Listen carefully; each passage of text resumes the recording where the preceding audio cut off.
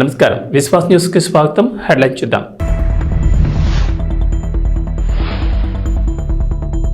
AP ప్రభుత్వం సంచలన నిర్ణయం. రాష్ట్రంలో సిబిఐకి అనుమతి. ఈ మేరకు ఉత్తర్వులు కూడా జారీ.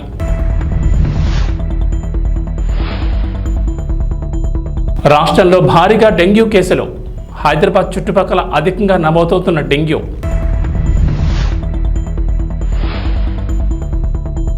అర్హులైన రుణమాఫీ కాలేని వారికి గుడ్ న్యూస్.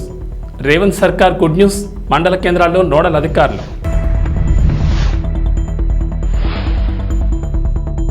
తెలంగాణకు రెయిన్ అలర్ట్. పలు జిల్లాల్లో భారీ వర్షాలు. ఎల్లో హెచ్చరికలు జారీ. రాష్ట్రంలో డెంగ్యూ డేంజర్ బెల్స్ మోగిస్తోంది. డెంగ్యూతో పాటు వైరల్ జ్వరాలు కూడా ప్రజల్ని ఇబ్బందులు గురిచేస్తున్నాయి. చికెన్ గున్యా, మలేరియా కేసులు నమోదవుతున్నాయి. పట్నం పల్లె అన్న తేడా లేకుండా అన్ని ప్రాంతాల్లోనూ జ్వరాలు విజృంభిస్తుండటంతో హాస్పిటల్స్ రోగులతో కిటకిటలాడుతున్నాయి.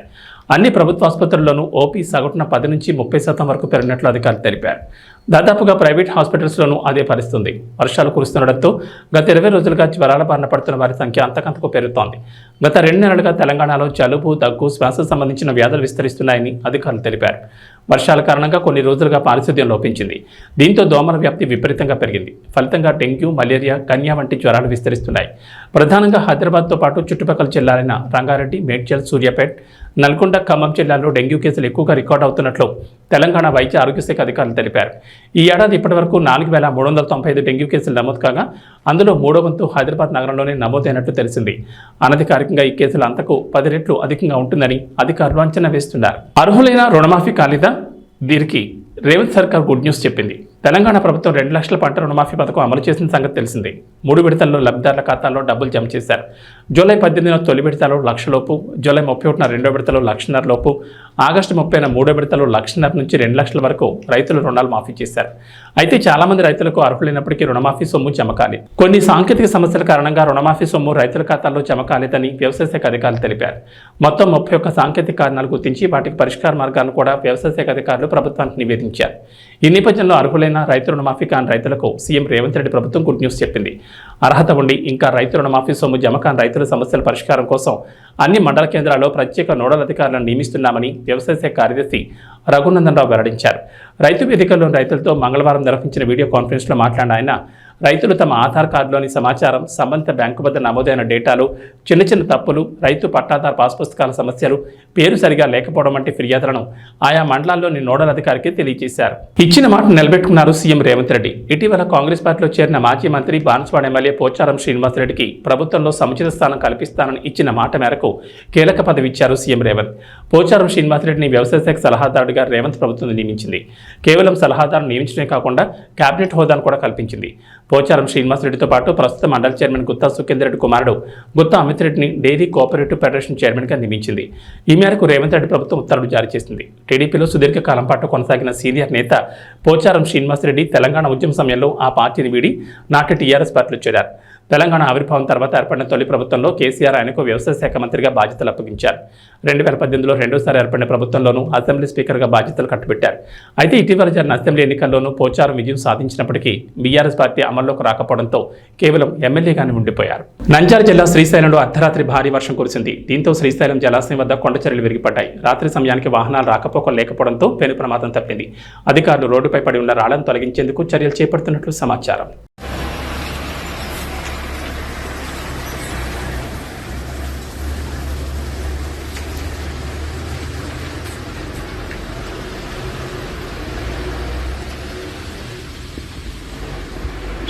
ఆంధ్రప్రదేశ్ మంత్రి డోలా శ్రీ బాలవీరాంజనేయ స్వామి పింఛన్లకు సంబంధించి కీలక వ్యాఖ్యలు చేశారు. బోగస్ సర్టిఫికెట్లతో పింఛన్లు పొందే వారి ప్రయత్నాన్ని అడ్డుకోవాలని ఆదేశించారు. అలాగే అర్హత ఉన్న చివరి వ్యక్తి వరకు పింఛన్లు అందించాలని సూచించారు. బోగస్ సర్టిఫికెట్లతో పింఛన్ల పంపిణీకి అడ్డుకట్టు వేయాలన్నారు. బోగస్ సర్టిఫికెట్లతో పింఛన్లు తీసుకునే వారిని గుర్తించి చర్యలు తీసుకునేందుకు సిద్ధమవుతున్నారు. విభిన్న ప్రతిభావంతులు, వయోవృద్ధులు, ట్రాన్స్జెండర్లు సంక్షేమంపై అమరావతి సచివాలయంలో అధికారులతో మంత్రి సమీక్షించారు. దివ్యాంగులకు బ్యాటరీ ట్రైసైకిల్ ఇచ్చేందుకు ప్రణాళిక రూపొందించాలని, ట్రాన్స్జెండర్లకు ప్రత్యేకంగా రేషన్ కార్డు ఇచ్చే అంశాన్ని పరిశీలిస్తామని తెలిపారు. అర్హులైన ప్రతి ఒక్కరికి సంక్షేమ పథకాలు అందించాలన్నారు. అర్హత ఉన్న చివరి వ్యక్తి వరకు సంక్షేమ పథకాలు, పింఛన్లు అందించాలన్నారు. ఏపీ ప్రభుత్వం దివ్యాంగులు, వయోవృద్ధులు, ట్రాన్స్జెండర్లకు కల్పిస్తున్న సౌకర్యాలు, అందిస్తున్న సంక్షేమ పథకాలపై విస్తృత ప్రచారం నిర్వహించాలన్నారు మంత్రి స్వామి. దివ్యాంగులకు సేవ చేసే అదృష్టం రావడం గొప్ప భాగ్యమని, అధికారులు అలసత్వం వేడి బాధ్యతతో పనిచేయాలన్నారు. అధికారులు సంబంధిత శాఖలపై ఎప్పటికప్పుడు పర్యవేక్షణ చేస్తూ ఉండాలని సూచించారు. ఆంధ్రప్రదేశ్ ప్రభుత్వం కీలక నిర్ణయం తీసుకుంది. రాష్ట్రంలోని భూభాగంలో తనిఖీలు, దర్యాప్తు చేసే అధికారాన్ని సిబిఐ కల్పించే జనరల్ కన్సెంట్ను రాష్ట్ర ప్రభుత్వం మరోసారి పొడిగించింది. తాజాగా ఏపీ ప్రభుత్వం తీసుకున్న నిర్ణయం ప్రకారం రాష్ట్ర ప్రభుత్వం నుంచి ఎలాంటి ముందస్తు అనుమతి లేకుండానే ఏపీ భూభాగంలో సిబిఐ తన అధికారాలను వినియోగించుకునేందుకు అమలు చేసేందుకు వీలుంటుంది. కాకపోతే ప్రభుత్వ ఉద్యోగులకు సంబంధించిన విచారణ అంశాల్లో మాత్రం రాష్ట్ర ప్రభుత్వం నుంచి ముందస్తుగా అనుమతి తీసుకోవాల్సి ఉంటుంది. ఢిల్లీ స్పెషల్ పోలీస్ ఎస్టాబ్లిష్మెంట్ చట్టం 1946లోని సెక్షన్ 6 ప్రకారం దేశ రాజధాని ఢిల్లీ, కేంద్రపాలిత ప్రాంతాలు, దేశంలో రైల్వే శాఖ పరిధిలోని భూభాగం మినహా ఎక్కడైనా సిబిఐ దాడులు, దర్యాప్తు చేయాలంటే ఆయా రాష్ట్ర ప్రభుత్వాలు సాధారణ సమ్మతి ఇవ్వాల్సి ఉంటుంది. రాష్ట్రాల భూభాగంలో సిబిఐకి పరిధి కల్పించాల్సి ఉంటుంది. ఏపీ ప్రభుత్వం గతంలో కొన్ని నెలలు మినహా ఎప్పటికప్పుడు ఈ సమ్మతిని పొడిగిస్తూ వస్తోంది. మెగాస్టార్ చిరంజీవి పుట్టినరోజు అంటే మెగాభిమానులకు అంతకంటే పెద్ద పండుగ మరొకటి ఉండదు. అందులో చిరుకి పద్మవిభూషణ్ వచ్చిన ఏడాది, పవన్ కళ్యాణ్ డిప్యూటీ సీఎం అయిన ఏడాది కావడంతో ఈసారి సంబరాలు అంబరాన్ అంటేలా ప్లాన్ చేస్తున్నారు మెగా ఫ్యాన్స్. పైగా థియేటర్లో కూడా మెగా సెలబ్రేషన్స్ చేసుకునేందుకు చిరు కెరీర్ లో ఇండస్ట్రీ హిట్ అయిన ఇంద్ర సినిమాను ఆగస్టు 22న రిలీజ్ చేస్తున్నారు. వైజయంతి మూవీస్ నిర్మించిన ఈ సినిమా అప్పట్లో సంచలన విజయం సాధించింది. మరి ఈ చిత్రం గురించి ఓ ఆసక్తికర విషయం గురించి చూద్దాం. ఇంద్ర సినిమా షూటింగ్ సమయంలో జరిగిన విషయాలను నటుడు రాజా రవీంద్ర ఓ ఇంటర్వ్యూలో పంచుకున్నారు. ఇంద్ర సినిమా సమయంలో director B Gopal, junior NTR, Allaramudu సినిమా సాంగ్స్ షూటింగ్ కోసం స్విట్జర్లాండ్ వెళ్ళిపోయారు. అప్పుడు ఇంద్ర సినిమా ఫ్లాష్ బ్యాక్ మొత్తం చిరంజీవి గారే డైరెక్ట్ చేశారు. ఫ్లాష్ బ్యాక్లో హోమం సీన్, సాంగ్, ఆ ఎపిసోడ్స్ అన్ని చిరునే డైరెక్ట్ చేశారు. ఆ ఎపిసోడ్స్లో నేను లేను కానీ షూటింగ్ టైంలో అక్కడే ఉన్నాను అంటూ రాజా చెప్పారు. అలానే ఎండలు లెక్క చేయకుండా చిరు షూటింగ్ చేసిన విషయాలను కూడా చెప్పారు. అది మే నెల, ఫుల్ ఎండలు. ఆ సమయంలో క్యారవాన్ నుంచి బయటకు కాలు కూడా నేను పెట్టలేకపోయాను. కానీ చిరు అక్కడే ఎండలో కూర్చుని హోమం చేసే సీన్లో యాక్ట్ చేశారు. ఒంటి మీద చొక్కా కూడా లేకుండా కేవలం ఒక టవల్ మాత్రం వేసుకుని అలా 29 రోజుల పాటు మే నెలలో షూటింగ్ చేశారు. ఆ ఎపిసోడ్స్ పూర్తయిన తర్వాత అక్కడ క్రౌడ్గా నిలిచిన జూనియర్ ఆర్టిస్టుల దగ్గరికి వెళ్ళి, అమ్మ సినిమా షూటింగ్ లేట్ అవుతున్నందున ఇలా మండుటెన్లో షూటింగ్ చేయించాను, నన్ను క్షమించనంటూ చిరు అడిగారు. అది ఆయన క్యారెక్టర్ అంటూ రాజా రవీంద్ర అన్నారు. 10 ఏళ్లలో బీజేపీ, బీఆర్ఎస్ నాయకులు అధికారంలో ఉండి రైతులకు ఏం చేశారని ఆందోళన చేస్తున్నారని మంత్రి పొన్నం ప్రభాకర్ ప్రశ్నించారు. సిద్దిపేట జిల్లా హుస్నాబాద్ కాంగ్రెస్ పార్టీ కార్యాలయంలో రాజీవ్ గాంధీ జయంతి సందర్భంగా ఆయన చిత్రపటానికి నివాళులర్పించారు. అనంతరం మీడియాతో మాట్లాడుతూ దేశంలో సాంకేతిక విప్లవం తెచ్చిన మాజీ ప్రధాని రాజీవ్ గాంధీ విగ్రహాన్ని సెక్రటరీ కార్యాలయం ముందు ఏర్పాటు చేస్తామంటే కేటీఆర్ అవగాహన లేకుండా విగ్రహాన్ని కూల్చేస్తామని మాట్లాడడం సరికాదన్నారు.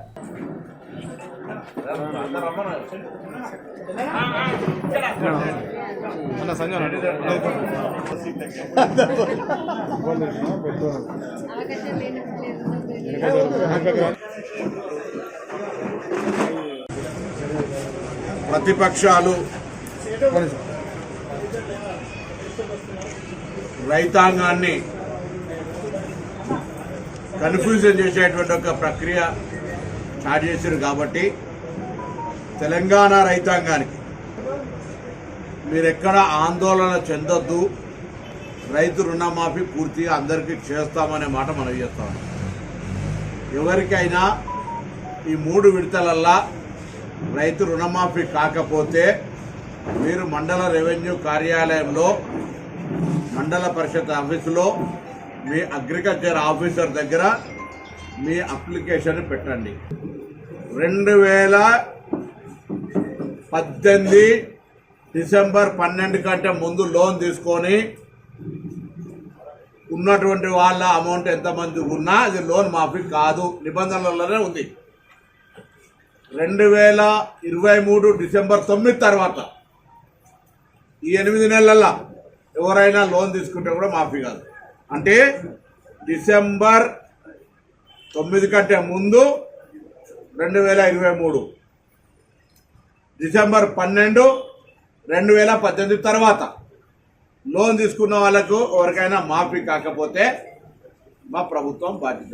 టీఆర్ఎస్ పార్టీ లోన్ మాఫీ యొక్క విధానం ఏ విధంగా రైతులకు న్యాయం జరగలేదని తెలుసు. రైతుల పట్ల లోన్ మాఫీ చేస్తామన్న హామీని అమలు చేయని టీఆర్ఎస్ పార్టీ ఒకవైపు అయితే, అసలు రైతులకు సంబంధించి కేంద్రంలో అధికారంలోకి వచ్చిన తర్వాత మేము గతంలో 2005-6లో దేశం మొత్తం ₹1,00,000 లోన్ మాఫీ ఒకటేసారి చేసినాం. దాని తర్వాత దేశంలో చరిత్రలో 29 రాష్ట్రాల్లో ఏ రాష్ట్రం చేయని విధంగా ధైర్యంగా ఎన్నికల్లో మాట ఇచ్చిన విధంగా ఇలా లోన్ మాఫీ చేసినాం. ప్రశంసించాల్సిన వాళ్ళు విమర్శిస్తూ ఉన్నారు, విమర్శించాల్సిన వాళ్ళు ఇద్దరు కలిసి విమర్శిస్తూ ఉన్నారు బీఆర్ఎస్ టీఆర్ఎస్ వాళ్ళు. ఇద్దరి గొంతు ట్యూనింగ్ సాంగ్ డ్యాన్స్ అంతా కూడా ఇద్దరు ఒకటే ఉంది. దీన్ని బట్టి రైతులు అర్థం చేసుకోండి. కేంద్రం ఏమి ఇవ్వలే రైతులకు. రాష్ట్రంలో టీఆర్ఎస్ పార్టీ 10 ఏళ్ళ అధికారం ఉన్నప్పుడు రుణమాఫీ ఏ విధంగా చేసిందో మీ అందరికి కొత్తగా నేను చెప్పే అవసరం లే. ఖాళీ ఉన్నది అక్కడ నేను ఎవరైనా విగ్రహం తీసేసి పెట్టినా వాళ్ళ ప్రభుత్వం వస్తే కూల్చేస్తా ఉంటారు. రమ్మని వాళ్ళ ప్రభుత్వం రాదు కాబట్టి అట్లా అంటారు ఎవడైనా. ఇప్పుడు మేము అక్కడ విగ్రహం దిగలే, ఎవరిని బాధ పెట్టలే. కేటీఆర్ బాధ కలిగి ఉంటే దిగమింగుకో. ప్రజలు ఓడగొట్టారు తప్పది. మేము ఓడగొట్టినప్పుడు మాకు కూడా బాధ కలిగింది. మేము దిగమింగుకున్నాం 10 సంవత్సరాలు ప్రతిపక్షంలో. ఏది పడితే అది మాట్లాడలే, బాధ్యత వ్యవహరించడం. మీరు కూడా బాధ్యత గల ప్రతిపక్షంగా వ్యవహరించు. రాగానే కూలగొడతా అంటే ఇటువంటి మాటలు ఇంకా అహంకారం తగ్గలే అనేటువంటి దాని పార్లమెంట్లో 0 సీట్లు ఇచ్చారు. ఇంకా తగ్గకపోతే ఎవరు ఏం చేయాలి? మహిళల పట్ల మాట్లాడుతున్న అసహన మాటలు చూస్తూ ఉన్నాం. విగ్రహాలు కూలగొడతానని మాట చూస్తున్నాం. రాజీవ్ గాంధీ విగ్రహాన్ని టచ్ చేసే ధైర్యం ఉంటుందా ఎవరికన్నా? కాంగ్రెస్ అధికారం లేకపోతే కూడా, ఒకవేళ అధికారం లేకపోతే కూడా ఈ రాజీవ్ గాంధీ కొరకు దేశం కొరకు ప్రాణం చేసి ఏనా అవినీతి ఆరోపణలు జైలు ఉన్నాడా? ప్రాణం పోయింది, ముక్క దొరకలే, కనీసం అమానత్వం కూడా లేకుండా ఆ విగ్రహం పట్ల మాట్లాడుతా ఉన్నాం. ఒళ్ళు అన్ని దగ్గర పెట్టుకోమని కోరుతా ఉన్నాం. ఏది పడితే అది మాట్లాడితే నడవదు. అది రాజీవ్ గాంధీ విగ్రహం, మా నాయకుడి విగ్రహం. ఈ దేశంను 21వ శతాబ్దంలోకి తీసుకుపోవడానికి 18 సంవత్సరాలకే యువతకు ఓటు ఇచ్చిన నాయకుడు. ఈరోజు మనం వాడుతున్నటువంటి సెల్ ఫోన్, కంప్యూటర్తో సహా దేశంలో అత్యున్నతమైనటువంటి ఒక సాంకేతిక విప్లవాన్ని తీసుకొచ్చినటువంటి నాయకుడు. ఇలా అమెరికాలో ఉద్యోగం చేయగలిగినామంటే రాజీవ్ గాంధీ గారు ఇచ్చినటువంటి ఒక దేన్. ఐసు దృష్ట్యా త్వరలోనే అట్టహాసంగా చాలా పెద్ద ఎత్తున రాజీవ్ గాంధీ విగ్రహావిష్కరణ చేస్తాం. రాజీవ్ గాంధీ విగ్రహావిష్కరణ సెక్రటరియట్ ముంగడ చేస్తాం. విగ్రహం ఇప్పటికే నెలకొల్పబడ్డది. నేను హైదరాబాద్ ఇన్ఛార్జ్ మంత్రిగా ఆ పనులను స్వయంగా పర్యవేక్షించిన సంబంధిత వాళ్ళందరితో బరాబర్గా సెక్రటరియట్ ముందర రాజీవ్ గాంధీ విగ్రహ ప్రారంభోత్సవం అట్టహాసంగా జరుగుతుంది. ఇద్దరు కలిసి విమర్శిస్తూ ఉన్నారు బీఆర్ఎస్ టీఆర్ఎస్ వాళ్ళు. ఇద్దరి గొంతు ట్యూనింగ్ సాంగ్ డ్యాన్స్ అంతా కూడా ఇద్దరు ఒకటే ఉంది. దీన్ని బట్టి రైతులు అర్థం చేసుకోండి. కేంద్రం ఏమి ఇవ్వలే రైతులకు. రాష్ట్రంలో టీఆర్ఎస్ పార్టీ 10 ఏళ్ళ అధికారం ఉన్నప్పుడు రుణమాఫీ ఏ విధంగా చేసిందో బీజేపీ టీఆర్ఎస్ చక్రాల పడి చేస్తే రుణమాఫీ పొందిన 35,000 మంది రైతులు హుస్నాబాద్లో ఎలా ఎక్కువ చేసుకుంటే అధికారంలో ఉన్నారు. కేంద్రం నుంచి రాష్ట్రానికి అనేక రకాలుగా సహకారం చేయండి. అవేం చేయకుండా మీ ఇష్టం వచ్చినట్టు మాట్లాడితే ఇక్కడ చూస్తూ ఊరుకోడు. మీరిద్దరు కలిసి వచ్చినా కూడా పార్లమెంట్ ఎన్నికలు చూసి 8 దాటలే. నోట్లో ఒకటి వేసుకున్నారు, డిపాజిట్లు తప్పించుకున్నారు. అందుకే మరొకసారి తెలంగాణ రైతాంగం దయచేసి ఆందోళన చెందకండి. ఈ ప్రభుత్వం భీమవరం మావుళ్ల అమ్మవారిని జిల్లా కలెక్టర్ చంద్రబాబు నాగరాణి దర్శించుకున్నారు. జిల్లా కలెక్టర్కు ఆలయ అధికారులు పూర్ణకుంభంతో స్వాగతం పలికి భాజా భజంత్రీలతో అంతరాలయానికి తోడ్కొని వెళ్లారు. అనంతరం ఆలయ వేద పండితులు ప్రత్యేక పూజలు నిర్వహించారు. ఆశీర్వచన మండపం నందు మంత్రోచ్చారణల మధ్య ఆశీర్వచనాలు అందజేసి ప్రసాదాలు అందచేయగా ఆలయ సహాయ కమిషనర్ బుద్ధ మహాలక్ష్మి నగేష్ శేషవస్త్రం అమ్మవారి ఫోటోను జిల్లా కలెక్టర్ చంద్రబాబు నాగరానికి అందించారు.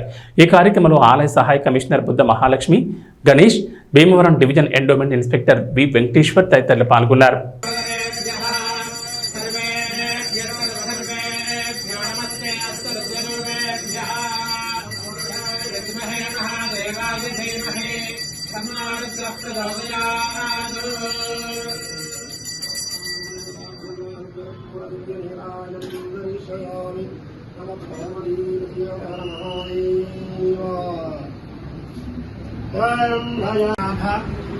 अपराध सहस्राणि क्रियन्ते अहर्निशं मया दासोऽहं इति मां मत्वा क्षमस्व परमेश्वरि ग्रामदेवता स्वरूपिणी माउल्लम्म देवता भ्यो नमः साष्टांग अपराध नमस्कारा समर्पयामि.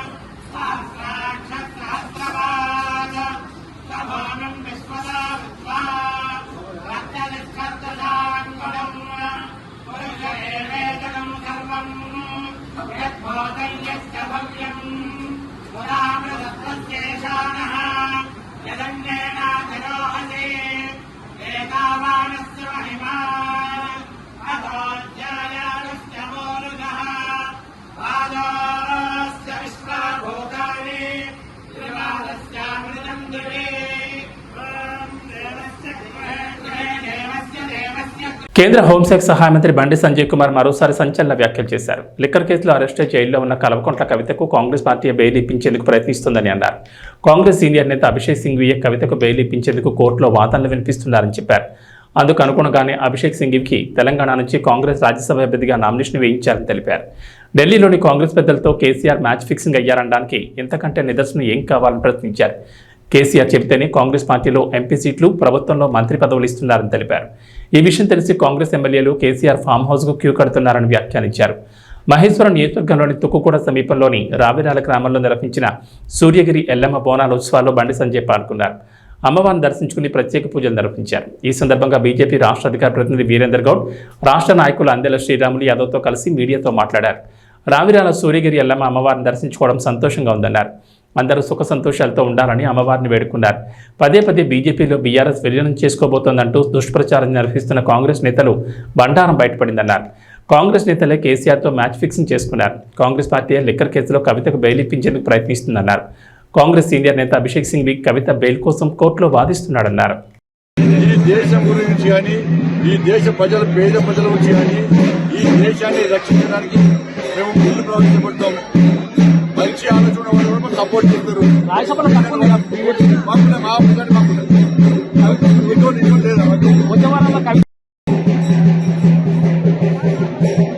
సుప్రీంకోర్టు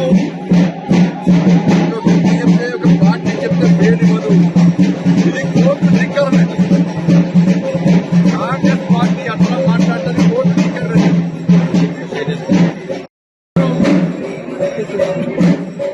న్యాయవాదం చేయకరాని చేసుకోవచ్చు, ఓకేనా అనుకోవచ్చు. అందుకే ముందే అంటారు. అంటే గతంలో కూడా అన్నా ఒకటి, గతంలో కూడా ఒక బీజేపీ లీడర్ కూడా ఒక చర్చ జరుగుతుంది కదా. ఈయన చాలా సీనియర్ నాయకుడు కాబట్టి ఏమంటారు అనిపించినా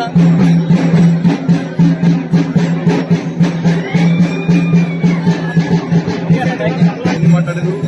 చాలా దుర్మార్గమైన సంఘటన. అందుకే ఈ దేశంలోని హిందూ సమాజంలో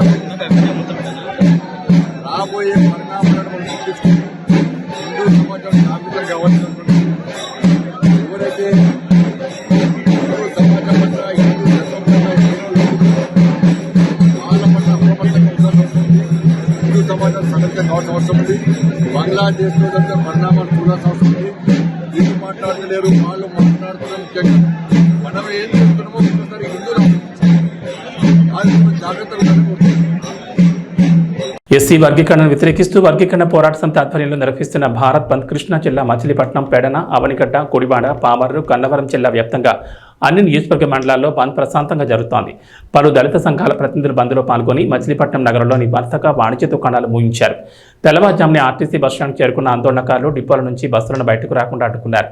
బంద్ సందర్భంగా ఎటువంటి అవాంఛనీయ సంఘటనలు తవ్వలేకుండా డీఎస్పీ అబ్దుల్ సుభాన్ తన సిబ్బందితో ప్రధాన కూడళ్లలో భారీ బందోబస్తు ఏర్పాటు చేశారు. వర్గీకరణ జరిగితే దళితుల్లో ఐక్యత దెబ్బతింటుందని, ఉద్యోగాల్లో దళితులకు తీరని అన్యాయం జరుగుతుందని దళిత జేఏసీ నాయకుడు జక్కల ఆనంద్ అన్నారు. వర్గీకరణ విషయంలో సుప్రీంకోర్టు ఇచ్చిన తీర్పుపై పునరాలోచన చేయాలన్నారు.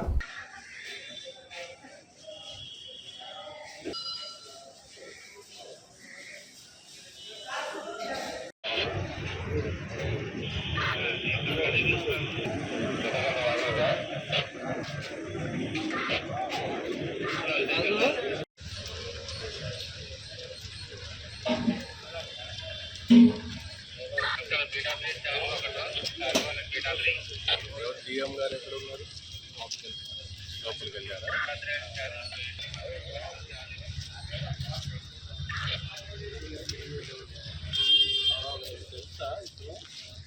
తెలుసా పరిచయం ఉందా?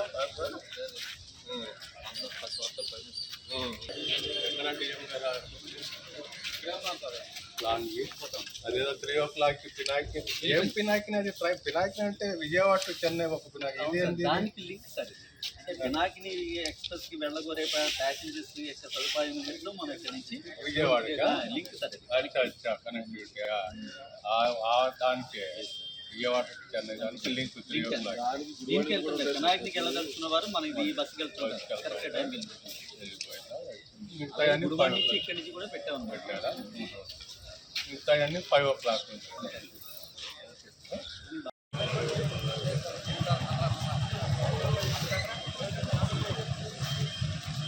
लाल దళితుల ఐక్యత, వర్ధిల్లాలి భారత రాజ్యాంగం, వర్ధిల్లాలి బాబాసాహెబ్ అంబేద్కర్ ఆలోచన విధానం.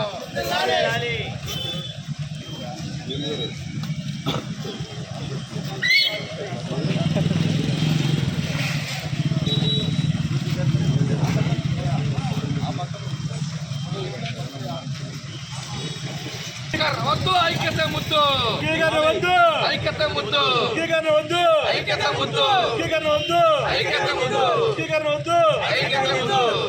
దళితుల ఐక్యత, అంబేద్కర్ ఆలోచన విధానం, అంబేద్కర్ ఆలోచన విధానం, దళితుల ఐక్యత, వద్దు ఐక్యత ముద్దు, వద్దు ఐక్యత ముద్దు, వద్దు ఐక్యత ముద్దు, వద్దు ఐక్యత ముద్దు.